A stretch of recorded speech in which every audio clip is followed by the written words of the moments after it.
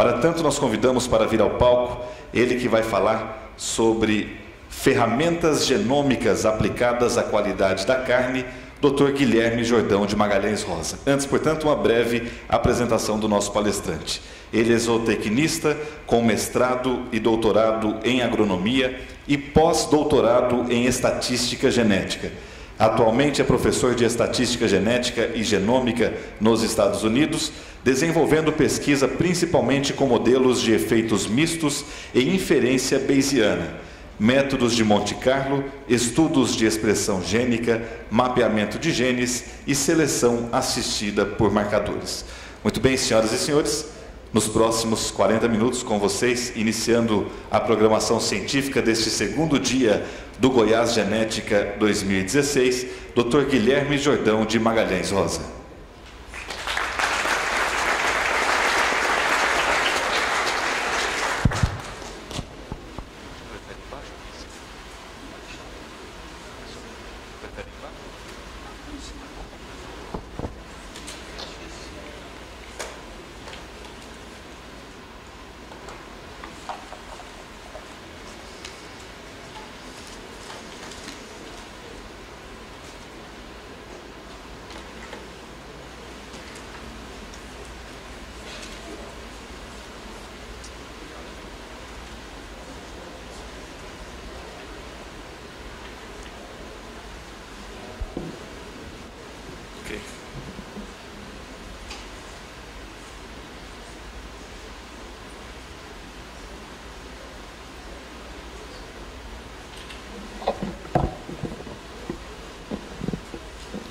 Boa noite. Boa noite. Estou, acho que no horário nem tem a desculpa dos Estados Unidos. 2 horas de diferença somente. Bom dia a todos. Uma satisfação muito grande para mim poder participar mais uma vez da Goiás Genética. Queria parabenizar a comissão organizadora, um evento maravilhoso, e imagino o quanto que isso contribui para a pecuária de Goiás e nacional, pela difusão de tecnologia, de conhecimento e implementação dos mesmos.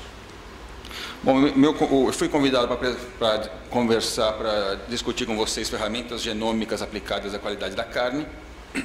Eu vou iniciar a apresentação com uma revisão geral sobre melhoramento genético, só para...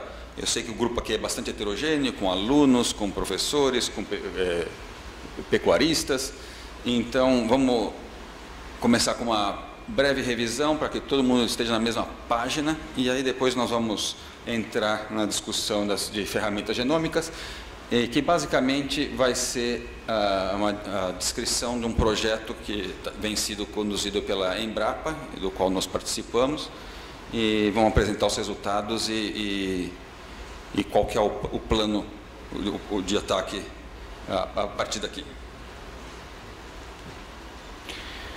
Já foi conversado com vocês sobre isso.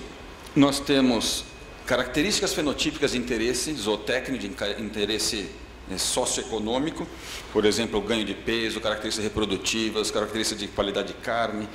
E qualquer característica fenotípica tem um componente genético e um componente de ambiente. Pode ser maior um ou maior outro. Às vezes, uma característica muito simples é só genética e não tem nenhuma influência do ambiente. E tem características que o ambiente é muito importante e a genética contribui com uma parcela menor. Mas, de qualquer maneira, essas características mais, que a gente chama de complexas, têm essa combinação de genética e ambiente. Então, o melhoramento genético vai estar trabalhando num dos componentes, na genética, melhorando esse componente, mas, evidentemente, nós temos que trabalhar também na parte de ambiente, de nutrição, de manejo e assim por diante. Eu disse para vocês que tem características que são afetadas puramente por genética, e essas são as características que a gente chama de herança simples. Muitas vezes características de um único gene que controla. São características, por exemplo, de cor de pelagem, presença ou ausência de chifre, tamanho de orelha em caprinos. Então eu ponho aqui fenótipo e genótipo. Não interessa a comida que você oferece, não interessa quanto sol, não interessa quanta chuva. o fenótipo te diz exatamente qual que é o genótipo do animal, e se você sabe o genótipo do animal, você sabe qual que é o fenótipo que vai ser expresso, tá? Mas muitas características, em geral as características de maior interesse econômico, são de herança complexa ou poligênicas. Muitos genes atuam na determinação dessas características, né? E mais importante também é que existe uma contribuição do ambiente. Vocês pensaram, mas o que é o ambiente? Imagine irmãos gêmeos que depois de 10 ou 20 anos você começa a ver, eles são muito parecidos quando bebês e conforme vão crescendo eles vão se diferenciando, né? Um deles vai ser um atendente num banco e está sentado o dia inteiro, o outro vai estar caminhando, é um carteiro, por exemplo, e a massa corporal pode ser completamente diferente de um com o outro. Um deles sofre de um ataque cardíaco, o outro não, e assim por diante. Então, eles têm a mesmíssima genética, são gêmeos idênticos, e então são efeitos ambientais que estão afetando. E você pode ter indivíduos que estão criados no mesmo ambiente, e evidentemente você nunca consegue dar exatamente o mesmo ambiente para dois indivíduos, mas você pode dar ambientes bem semelhantes, oferecer a mesma nutrição, o mesmo manejo, mas se eles tiverem variabilidade genética, eles vão expressar também essas características de maneira diferente, né? Quando eu falo ambiente, existem características que a gente consegue controlar, por exemplo, a nutrição que você oferece, o manejo, e tem outras que a gente não tem controle e que afetam e são infinitos, né? Pode ser a luz, a luminosidade, a temperatura e assim por diante. Como pais, por exemplo, a gente quer sempre dar o mesmo ambiente para os filhos, mas é impossível. Tem um filho que nasceu antes do outro, então esse filho foi filho único por algum tempo, aí nasce o segundo filho, ou mesmo os gêmeos, né, eles estão no útero da mãe em posições diferentes, um nasce primeiro. É impossível oferecer o mesmíssimo ambiente para todos. E nós vamos chegar nessa discussão, nesse ponto mais para frente, que é por isso que nós temos, por exemplo, os programas de melhoramento, onde agregam as mensurações fenotípicas dos animais e tentam ajustar. Você quer comparar indivíduos e você tem que tentar separar o que é genética e o que é ambiente, né? Os animais não são, a gente faz grupos de manejo tentando homogeneizar o ambiente, mas não tem como ser idêntico. Então sempre a gente tem que usar modelos estatísticos que tentam separar o que é ambiente e genética na expressão daquela característica que você está mensurando, para que você possa selecionar os animais de maior potencial genético. Então, nós temos essas características fenotípicas, que nós temos um componente genético e ambiente que pode variar a contribuição de cada um deles. E no contexto de melhoramento genético, de seleção, o que a gente busca são componentes genéticos aditivos, que a gente chama. Existem alguns componentes que são não aditivos, que têm que ser explorados com cruzamento, por exemplo, o que é muito comum no melhoramento de frangos de corte, galinhas de postura, suínos, e também em bovinos a gente faz alguns cruzamentos também. Podemos explorar cruzamentos para explorar efeitos que são não aditivos. Mas quando a gente fala de DEPs, então a diferença esperada na progênie é justamente esse componente aditivo que nós estamos tentando estimar em cada animal. Nós temos então, às vezes, características de herança simples, nós estamos interessados, podem ter um componente, pode ter uma importância econômica ou não tanto, por exemplo, a cor da pelagem, a presença ou não de chifres, mas se nós temos interesse no estabelecimento, por exemplo, de um padrão racial, nós temos que selecionar para essas características de herança simples, e como fazemos, a gente tenta identificar esses genes ou combinações, em geral são poucos genes que afetam as características, podemos fazer testes de acasalamento ou testes de DNA, se a gente já conhece o gene, é capaz de genotipá-lo, e aí selecionamos os animais com aquelas características de interesse. Agora, as características poligênicas são mais complicadas, como eu disse para vocês, são muitos genes afetando, e eles interagem também com o ambiente, a mesma genética pode ser boa no ambiente, pode não ser boa no outro ambiente, e de qualquer maneira tem esse componente ambiental que nós temos que separar no momento de tentar estimar o valor genético potencial de cada animal. Tá? Então a gente trabalha com o que a gente chama de diferença esperada na progênie. Então, os alunos, quando forem olhar os animais, vocês vão ver DEPs para uma série de características, cada programa pode ter características diferentes que eles estão avaliando, e a diferença esperada na progênie é esse potencial genético de um touro ou de uma vaca.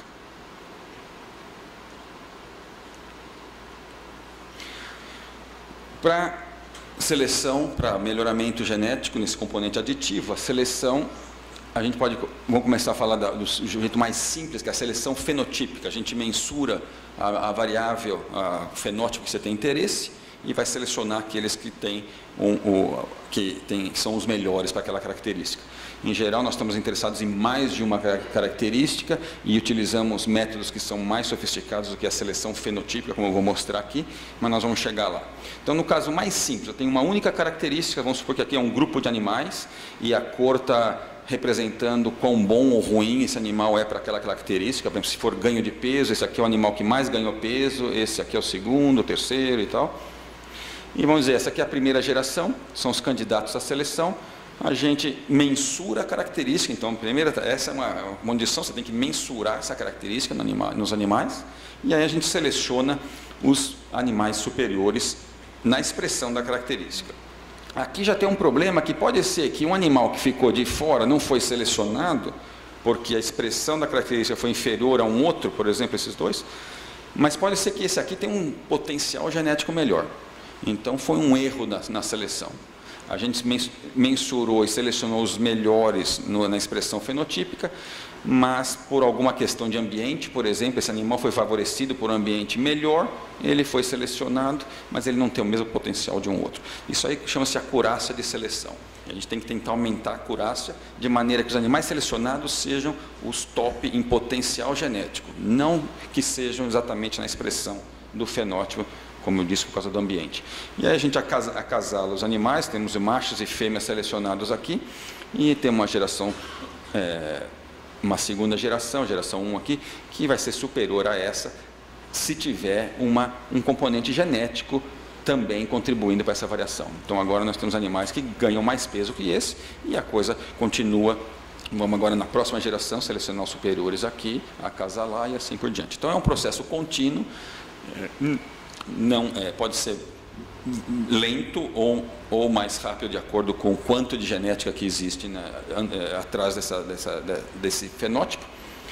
E depois tem maneiras também que a gente pode aumentar a acurácia da seleção, a intensidade da seleção. Se eu puder selecionar menos indivíduos, os top, eu acelero o ganho de peso. Se eu tiver uma acurácia maior, eu acelero o ganho de peso. Se eu diminuir o intervalo entre gerações, eu acelero o ganho de peso, não, o progresso genético, o ganho genético, certo? Então a ideia é que nós temos uma população com um fenótipo que eu meço, vamos dizer que o fenótipo se distribui com uma distribuição normal, né? Em geral é isso, né? A gente olhar a altura dos indivíduos aqui, nós temos vários indivíduos com uma altura no meio, e alguns indivíduos bem mais altos que outros, e indivíduos bem mais baixos, né? Então, em geral, nós temos essa curva de sino, que a gente chama, e a média dessa população está aqui. Aí a gente pega os indivíduos superiores, que estão com essa região achurada, e tem uma nova média, que está aqui. Quando você acasala esses indivíduos selecionados, uma coisa interessante acontece, a média dos filhos deles não vai ser igual à média dos animais selecionados. A média dos filhos regride um pouco e fica entre a média anterior e a média dos selecionados. E quem dita quanto que regride é o que a gente chama de herdabilidade. Se a herdabilidade for alta, tiver o componente genético atrás dessas características for grande, ele regride menos. Se o componente genético for menor, ele vai regredir mais. E se não tiver genética nenhuma, você acasala esses indivíduos, a superioridade deles é simplesmente ditada por ambiente, a média deles vai voltar à média dos animais anteriores, na geração anterior, e não tem progresso genético, tem que ter um componente genético para ter o progresso genético. Então, tem dois valores aqui importantes. Um é o diferencial de seleção. Se eu conseguir selecionar indivíduos o mais top possível, se eu conseguir selecionar somente 20% dos animais ou 1% dos animais, eu aumento esse diferencial de seleção.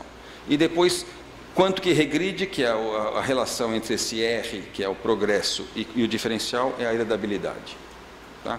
e está aqui. Então a heredabilidade é o R dividido por S, ou o R, que é o progresso genético, é a heredabilidade vezes esse diferencial de seleção.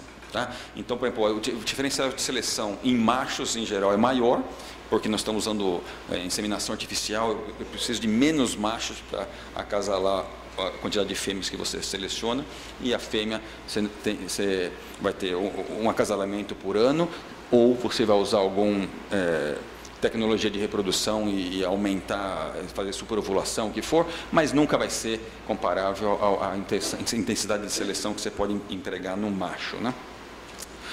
Bom, essa fórmula eu vou rapidamente descrevê-la. Bom, isso aqui é progresso genético numa geração de seleção. E você pode também aumentar o progresso genético por tempo se você encurtar o intervalo entre gerações. Se você conseguir acasalar os indivíduos mais cedo, se você não estiver usando machos que já são muito antigos, de 3 gerações para trás, você encurta o ganho, o intervalo de geração e aumenta o progresso por unidade de tempo. Esse progresso por unidade de tempo pode ser descrito também em função de acurácia, que é a raiz quadrada da heredabilidade, a intensidade de seleção, a variabilidade genética e o intervalo de geração. E isso, então, vamos trocar em miúdos, colocando em palavras, o progresso genético depende de 4 fatores. A acurácia da seleção, a intensidade da seleção, quanto de variação, que tem de variação genética atrás disso, e o intervalo de gerações, tá? Ainda temos que entrar com um componente de logística, tem características que não são fáceis de selecionar, outras que são fáceis. O componente de econômico, né? Você vai empregar uma tecnologia que você quer saber quanto custa, quanto que ele vai trazer vai acelerar o progresso genético, mas do ponto de vista de genética, o progresso depende somente dessas 4 componentes. E nós usamos métodos estatísticos e, por exemplo, marcadores genéticos para tentar aumentar a acurácia e tentar aumentar a intensidade e diminuir o intervalo entre gerações. Bom, zebu, nós vamos falar de qualidade de carne, especialmente de maciez de carne. Em zebu, a gente sabe a importância do gado zebuíno no Brasil, mais de 80% do nosso rebanho é de zebu. E a predominância é por causa da sua habilidade em produzir nos trópicos, adaptabilidade, a rusticidade, resistência a doenças. E foi discutido bastante ontem aqui que o zebu tem essas vantagens sobre o animal taurino, mas ele peca na carne, em termos de maciez principalmente, e se você tiver interesse em depósito de gordura e tudo mais. Tem características de carne que são inferiores ao taurino. Então eu disse para vocês a importância do melhoramento genético. Existe um componente genético atrás da qualidade de carne também, foi discutido isso ontem. Existem várias coisas que você pode fazer do ponto de vista de manejo para melhorar a qualidade de carne, mas também tem um componente genético. Só que o que eu falei para vocês, de você para fazer a seleção, nós precisamos mensurar a variável de interesse. Maciez de carne é complicada. É complicada para mensurar, porque você exige o sacrifício do animal, então eu teria que fazer a seleção baseada na mensuração, por exemplo, de filhos dos animais candidatos à seleção. Se você vai esperar filho nascer, crescer, para ser abatido e verificar a qualidade da carne, você vai ter um aumento do intervalo de geração muito grande. Esse é o problema com bovinos de leite. Você quer selecionar os melhores touros por uma característica que se expressa só nas fêmeas. Então você tem que esperar as filhas nascerem, para esperar elas terem a primeira cria, produzir leite para você começar a selecionar os touros. E nesse contexto é que os marcadores genéticos podem ajudar muito. Uma vez que você estabelece associações entre marcadores genéticos e a característica de interesse, você é capaz de selecionar indivíduos a partir da genotipagem dele, antes dele expressar a característica fenotípica, ou mesmo antes de você ter filhos nascendo e poder mensurar os filhos. O que são marcadores genéticos? Existe uma variação em qualquer espécie animal ou vegetal. Você tem os indivíduos com a variação para a característica de interesse. Parte dessa variação fenotípica depende de variação genética, como eu disse, outra parte é ambiental. E a variação genética no nível de DNA, né? Cada animal tem os genes que recebeu do pai e da mãe, e como a professora Ângela descreveu ontem para a gente, nós temos esses nucleotídeos, né? Todo o código genético é descrito nessas 4 letrinhas, e obviamente tem muita similaridade entre indivíduos da mesma espécie, que caracterizam a espécie, mas existem pontos nesse DNA que são o que dá a variabilidade interna à espécie, né? Então, quando a gente olha entre a gente, nós temos altura diferente, cor de pele diferente, todas as características variam, muitas com um componente genético por trás. E se a gente puder sequenciar indivíduos numa espécie, os bovinos, a gente vai encontrar essas variações. O sequenciamento ainda é caro para implementar na prática. Os marcadores, então, são alguns pontos que a gente sabe que varia dentro dessa espécie, então a gente vai direto lá, em vez de ficar sequenciando tudo e procurando onde está a variação, a gente vai direto nesses pontos que a gente sabe que tem variação. Então eu digo, é como se seria interessante tivesse um mapa, você chega numa cidade e seria interessante ter o mapa completo da cidade, mas se você não tivesse mapa e tiver alguns pontos que te dizem onde que está o posto de gasolina, onde que está o supermercado, isso já também te facilita bastante e você consegue fazer muita coisa só de saber alguns pontos importantes nesse mapa. Então agora, com a seleção assistida por marcadores, essa é a intenção. Eu falei para vocês de fenótipo, em geral a gente seleciona indivíduos não só no fenótipo dele, mas também no fenótipo dos animais aparentados, de filhos ou irmãos e pais.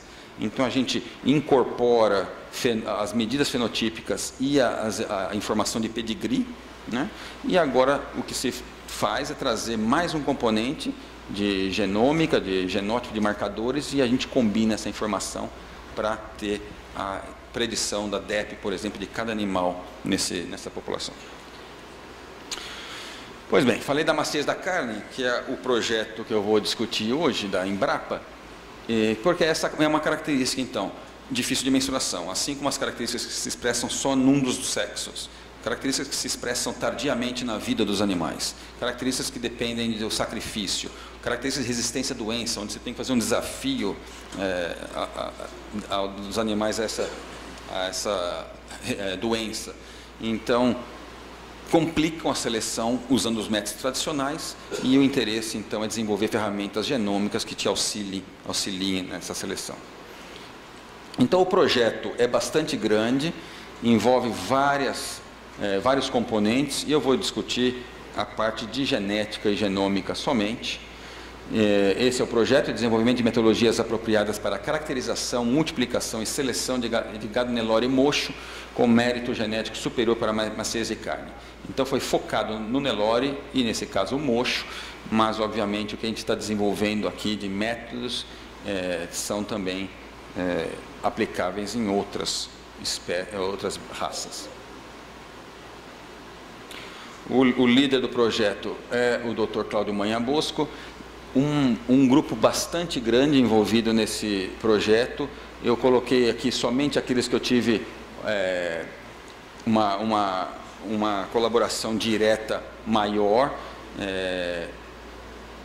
A Letícia foi aluna de doutorado aqui, ela já terminou, ficou um ano com a gente lá em Wisconsin. O Dr. Fernando Lopes, ele é um pesquisador visitante trabalhando com a gente lá. Todos fazem parte desse projeto e foram treinados aqui pelo Cláudio. A doutora Mariana também ficou um ano com a gente lá. A Flávia vai defender, se tudo der certo, ainda em outubro esse ano. Flávia está aqui, Flávia? E a Lígia está com a gente lá agora. Ela foi fazer o doutorado completo, vai ficar pelo menos 4 anos lá, já terminou o primeiro ano com a gente. Bom, os dados fenotípicos, nós usamos 22 touros representativos de linhagens da raça Nelore, com 550 fêmeas, foram 3 abates, os 2 primeiros abates auxiliaram no acasalamento para a genotipagem de animais contrastantes no terceiro abate.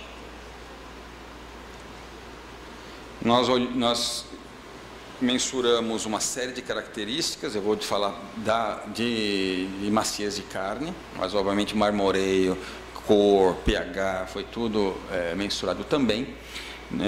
Força de cisalhamento, então nós temos uma etapa de maturação, de cozimento, e aí as amostras, que são esses tubinhos de longíssimos dorsos, e depois a gente vê qual a força necessária para cortar essa carne.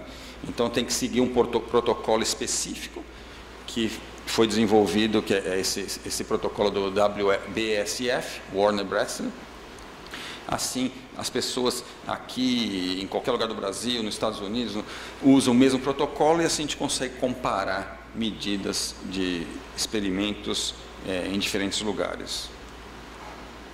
Essa foi a distribuição de força de cisalhamento. Indivíduos com uma carne extremamente macia, com uma força precisava de uma força bem menor para cortar, e indivíduos de uma carne extremamente dura, que precisava de uma força bem maior. Então existe uma variabilidade fenotípica considerável, e a gente sabe que existe um componente genético bastante importante também atrás dessa variação fenotípica, e é isso que nós estamos explorando aqui.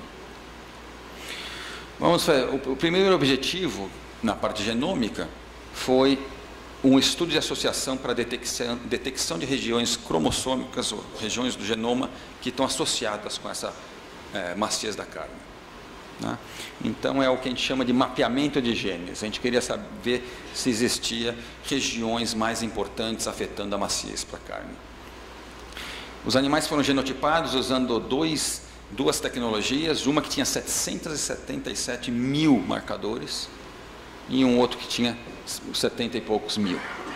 90 animais foram nesse, que a gente chama de alta densidade, high density, e outros que foram utilizados nesse, que é uma tecnologia específica para animais zebuínos.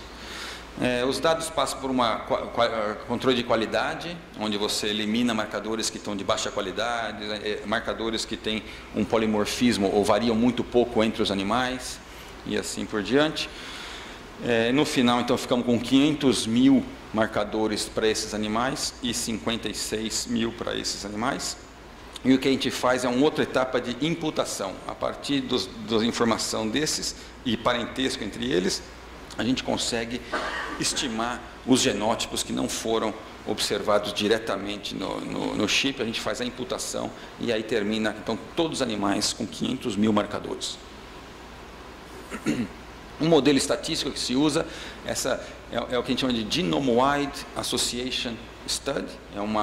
Você faz uma busca no genoma completo, e em cada ponto, em cada marcador, você roda um modelo onde você ajusta para diferenças, por exemplo, aqui é sexo e grupos de abate, ajusta para os dados para outros efeitos genéticos, então estrutura de população, mas o mais importante é isso aqui: para cada marcador você vai ter um efeito estimado e uma significância estatística associada. Eu não vou gastar tempo com isso, que é muito técnico. A gente viu também que tinha uma estrutura na população, tivemos que usar um procedimento estatístico para corrigir para essa estrutura de população. E no final, o tipo de resultado que a gente tem é o que a gente chama de Manhattan Plot. Quem inventou isso é porque achava que isso aqui parece o perfil de Manhattan, na ilha de Nova York, com os prédios altos. Então, cada ponto desse aqui é um marcador. Aqui te dá significância, quanto mais alto aqui, mais significante é. E aqui são os cromossomos. E cada ponto, e a gente sabe exatamente onde está o marcador. Então esse marcador deu um p-valor de 4 casas decimais e está no cromossomo 4 e tem o endereço dele certinho lá. Então a gente está interessado nesses pontos com uma significância maior, que indicam possivelmente alguns genes mais importantes afetando a qualidade da carne, a maciez nesse caso. Bom, mas aí você fala, mas e aí, o que eu faço com essas regiões? Eu descobri alguns pontos e o que eu faço? Existem indivíduos pesquisadores interessados na parte mais molecular, eles podem ir agora sequenciar as regiões que parecem importantes e tentar entender melhor que genes que estão lá, como eles atuam, e talvez desenvolver um estudo de expressão gênica, como a doutora Ângela discutiu ontem. Mas para nós, a gente pode fazer muito pouco. Do ponto de vista de melhoramento, é muito pouco que eu posso fazer com essa informação. Onde estão esses genes? Se não tiver nada gritante, um gene muito importante, que às vezes a gente encontra, por exemplo, a porcentagem de gordura no leite, em vacas holandesas, tem um gene que em geral, responde por 30%, 40% da variação fenotípica. E aí você quer usar informação desse marcador diretamente nos programas de melhoramento. Mas no nosso caso a gente falou, vamos tentar entender um pouco mais isso. Então, em vez de ficar olhando ponto a ponto quais os marcadores que parecem ser interessantes, a gente fez tivemos um outro objetivo, que foi buscar grupos de genes, como essas vias metabólicas, que genes que estão envolvidos e que vias que parecem mais importantes relacionadas à maciez de carne. E esse objetivo 1 e objetivo 2 fazem parte da tese da Letícia, que está em vias de publicação agora. Então, o que se faz agora é buscar dados, que existem bancos de dados que te descrevem como os genes se interagem entre si, que genes que trabalham juntos em determinadas cadeias metabólicas, e a gente usa testes estatísticos no sentido de ver que, por exemplo, uma via metabólica, você tem lá 300 genes nessa via metabólica, e você compara então essa via com os demais genes, a proporção de genes significativos, então a proporção de A sobre A mais B, e a proporção de C sobre C mais D, então, para ver se essa via está enriquecida com significância, se tem mais genes com significância dentro dessa via comparada com outras. E a gente faz esse tipo de teste via por via, usando o que a gente chama de ontologia de genes, que é um dicionário, ou essa Kyoto, a enciclopédia Kyoto de vias metabólicas, e assim por diante. E poucos aqui acho que vão estar interessados nisso, eu vou só dizer que nós achamos vários grupos de genes interessantes, alguns grupos relacionados a processos biológicos, por exemplo, fosforilação de proteína, transporte iônico, assim por diante. De novo, indivíduos que são interessados em biologia molecular vão querer entender melhor isso, e indústria farmacêutica é muito interessada nisso para depois desenvolver, por exemplo, drogas que controlam a expressão de um gene que é importante na expressão de uma doença, por exemplo, né? Mas para nós, no melhoramento genético, isso ainda não ajuda muito. É interessante do ponto de vista de biologia, de entender a biologia, e quem sabe no futuro isso traga informação que a gente possa incorporar no melhoramento genético, mas ainda não está no ponto de ser incluído. Então, encontramos grupos de genes relacionados a processos biológicos, componentes celulares, função molecular, e termos também da base Interpro. Colocando junto esse objetivo 1 e 2, então estudo de associação revelou vários QTLs, como a gente chama, essas regiões cromossômicas que contribuem com a expressão da característica fenotípica, principalmente nesses cromossomos dos bovinos. Foram encontrados 22 termos de ontologia genética, e 2 entradas da Interpro. Bastante interessante para a gente entender, tentar entender essa arquitetura genética, como esses genes trabalham, essa orquestra por trás da expressão fenotípica, mas ainda esse tipo de informação é limitada para a incorporação e melhoramento genético. Então, nós fomos para um objetivo 3, que é agora de predição genômica. Como que eu uso esses marcadores para predizer o potencial genético do animal? Tá? Então, a gente percebe essa característica da maciez, ela é controlada por muitos genes, os genes de efeitos menores, não tem nada que seja que a gente não encontrou nada que seja um gene, ou 2 ou 3, que que expliquem uma porcentagem muito grande da variação. Então, a ideia agora é colocar o esforço conjunto. Marcadores de várias regiões genômicas trabalhando juntos, né, colocar a contribuição de cada um para obter uma predição satisfatória. Tá? Então, o objetivo 3, ainda bastante teórico, foi de comparação de modelos e também para aplicação prática, o desenvolvimento de um chip com menor número de marcadores, que seria mais barato e possivelmente que possa ser implementado na prática, né? Porque esses chips de alta densidade são ainda muito caros para ser implementado num contexto de gado comercial, por exemplo. O que é a seleção genômica? Você está trabalhando, por exemplo, com uma característica de difícil mensuração e por isso precisamos de a pesquisa. Você vai ter que ter indivíduos com o fenótipo mensurado e o genótipo, e é isso que a Embrapa fez, então, obteve maciez da carne num grupo de animais e o genótipo. Agora vamos mostrar para vocês a parte estatística por trás, é bastante complexa, trabalhosa, para desenvolver esses modelos que te dão agora a DEP genômica, com uma combinação da informação de marcadores, e aí, uma vez estabelecido esse modelo, você pode aplicar um animal, por exemplo, nasce, você pode fazer uma pré-seleção a partir da obtenção de amostras de DNA, sem a mensuração do fenótipo. Esses animais vão ser acasalados, selecionados acasalados, e depois você entra no ciclo novamente. E muitas vezes essa característica vai ser expressada mais tarde, você vai mensurar e você vai alimentar o modelo, e o modelo vai melhorando cada vez mais, conforme vai tendo mais animais genotipados e fenotipados.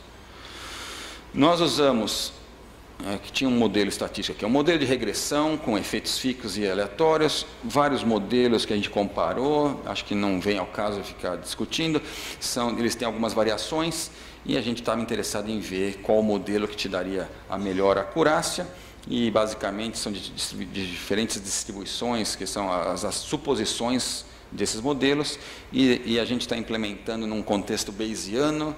Também não vem ao caso o que é isso, mas é uma reamostragem dos dados, algo que toma bastante tempo, e eu vou mostrar para vocês quanto tempo nos tomou. E o que nós fizemos? Com esse interesse de desenvolver um chip com uma densidade menor, ou um número de marcadores menor e mais barato, nós fizemos então um estudo com aqueles 5 modelos, utilizando diferentes subamostras de marcadores, esses marcadores SNP, e selecionamos marcadores aleatoriamente ou baseados no estudo de associação. Então, aquele estudo de associação que nós fizemos, a gente pega os genes que estão no top, os mais significativos, e pegamos os top 1%, ou 2%, ou 3%, 4%, assim por diante, e comparamos com os 100%, que são os 500 mil marcadores. Tá? A gente está interessado em predizer o valor genético do animal. E para a gente avaliar se o modelo está predizendo bem, a gente usa o que se chama de validação cruzada. Você tem que pegar um animal que você quer predizer, ele tem que estar fora do grupo que você treina esse modelo, porque senão ele contribui na estimação e a predição dele vai ser favorecida. Você tem que tirar ele do modelo, treina o modelo e prediz esse indivíduo. E faz isso com cada um dos indivíduos. Então, você imagina, nós temos 5 modelos, todas aquelas variações no número de SNPs, e para cada uma dessas combinações a gente tem que fazer 427 análises, que seria cada um desses animais. A gente utilizou o programa estatístico R, que é um programa gratuito. Eu diria para os alunos que estão interessados nessa parte de melhoramento ou de manejo, aprenda esse pacote, é de graça, vocês podem baixar no computador, tem manual, vocês podem ler, vários programinhas de YouTube e tal. Saibam isso, porque análise de dados é cada vez mais importante em todas as áreas. Hoje só se fala em qualquer área de economia, de pesquisa, de ciência, de marketing, de melhoramento genético, ciência, data science, né, ciência de dados, e o Big Data. a quantidade de dados que se coleta hoje, você imagina o que tem de imagem em YouTube, o que é Amazon. Você liga o computador, você fez uma busca lá, você está buscando um presente para a namorada, para o namorado, no dia seguinte você liga o computador, eles já estão te colocando flashes de coisas, eles já estão aprendendo que tipo de coisa que você está procurando, você quer comprar coisa para a tua criança, você quer comprar coisa para o teu avô, e eles já estão tentando fazer aquele marketing, é tudo análise de dados. Então, se você souber um programa como esse, que é de graça, você leva no teu bolso, onde você for, você é contratado numa empresa, ou você monta a sua empresa de consultoria, eu te diria, estatística e computação é uma chave para o teu futuro. E esse Gustavo foi um colega, foi um aluno lá em Wisconsin, hoje é professor na Michigan State University. Paulina, um outro, foi um pós-doutorado no nosso grupo também, é um mexicano, e eles desenvolveram esse programa BGLR, de graça também, em R, e tem um artigo publicado e tal. Você pode aprender isso também. Agora, a implementação que eu disse para vocês, 5 modelos, diferentes sets de marcadores, cross-validação, a quantidade de análise era fenomenal. E a gente utilizou um sistema de computação da universidade, High Throughput Computing, computação em larga escala. O que acontece, você coloca a tua análise nesse Condor, lá na universidade. Esse Condor é uma cadeia, uma network de computadores, milhares de CPUs, 3, 4, 5 mil. Você joga a tua análise lá, ele reparte e coloca para rodar em diferentes computadores e você termina então sua análise muito mais rápido. Utilizamos 70 mil horas de CPU, então se fosse rodar um único computador, em série, né, ficar rodando em série, nós precisaríamos de 8 anos. E como a gente repartiu em milhares de computadores, a gente reduziu isso para muito menos. É claro que a gente roda, reavalia, demora porque nós temos que repensar os dados e tal, mas se já soubéssemos desde o início que modelos que vamos rodar e como vamos rodar, talvez em 3 semanas teríamos toda essa análise já. Bom, com resultados, o que a gente conseguiu? Aqui usando todos os marcadores, 100%, os 5 modelos, não teve muita diferença entre eles, e essa aqui é a correlação entre o fenótipo observado, a força de cisalhamento e a predição genômica. Nós estamos tentando fazer a predição do valor genético com o fenótipo, então não é possível conseguir algo muito alto aqui, mas é já um valor satisfatório, 0,20, 0,25, a correlação entre o predito e o observado. E a gente percebe que, conforme fomos diminuindo o tamanho, o número de marcadores nesse modelo, a acurácia diminuiu bastante, né? Então, teríamos que ter um chip aí de 50%, 200 mil marcadores para reter a acurácia do chip completo. Então, não era muito satisfatório. E agora, a segunda análise, que é utilizando os marcadores selecionados pelo GWAS, pela associação, estudo de associação, a gente viu que com 10% dos marcadores, a gente já retinha a acurácia basicamente do modelo com todos os marcadores. Encontramos esse pico aqui, que não entende muito bem por quê, deve ser alguma variação, alguma particularidade dos dados, mas se a gente ignorar esse pico, a gente vê que a queda da acurácia agora foi somente com menos de 8% dos marcadores. Então, essa é a ideia agora de ter um chip de marcadores genéticos de tamanho reduzido e que seja de preço satisfatório para implementação. Você genotipa indivíduos e já tem uma ideia da maciez da carne desse indivíduo. Pode ser usado como uma pré-seleção de bezerros, por exemplo, pode ser usado em conjunção com o melhoramento clássico, que é o fenótipo e pedigree. Então, é uma ferramenta para adicionar informação, não é para substituir, nada substitui coleta de dados, uma coleta bem feita e o pedigree bem anotado dos animais. Isso aí é fundamental. O resto vem para adicionar, né? E essa é a ideia de usar marcadores genéticos, então. a gente, mais uma vez, vê que a variabilidade, essas DEP genômicas variaram bastante em indivíduos que aumentam muito a maciez da carne, né, diminuem a força de cisalhamento necessária, e outros animais que são bem inferiores para a maciez de carne. Então, para concluir, o potencial da informação genômica, né, para acelerar o progresso genético, para auxiliar o progresso genético, principalmente para características de baixa heredabilidade e difícil mensuração, como é o caso da maciez de carne. Obviamente, implementação de um sistema de melhoramento e incorporação de nova tecnologia, como a genômica, requer o esforço conjunto dos criadores, associações, institutos de pesquisa e ensino. Então, a Goiás Genética vai exatamente em encontro a isso. Acho interessantíssimo o que faz a Goiás Genética em colocar junto aqui pesquisadores, criadores e os futuros técnicos e pesquisadores que são os alunos que aqui estão. Para cada raça, para cada característica e a aplicação desejada, você tem que requer o desenvolvimento metodológico específico. Então aqui foi feito para maciez de carne, para o Nelore, não dá para pegar isso e aplicar no Guzerá direto, teria que fazer um outro estudo com o Guzerá também, e se forem outras características, assim por diante. Tudo isso requer investimento em pesquisa e extensão, e o Brasil tem que investir nisso, é importante para melhorar o produto que a gente oferece no mercado nacional e internacional. Queria agradecer mais uma vez a Goiás Genética pelo convite, as instituições financiadoras, por algum motivo não está aparecendo aqui CAPES e CNPq, que foram as agências financiadoras nacionais, a Embrapa, a UFG e a nossa universidade. E para finalizar, eu dizer que o que eu discuti aqui foi colocado num boletim técnico da Embrapa, que acabou de sair. O Cláudio talvez queira falar aqui como que a pessoa pode adquirir isso. Você vai ser palestrante, você vai falar.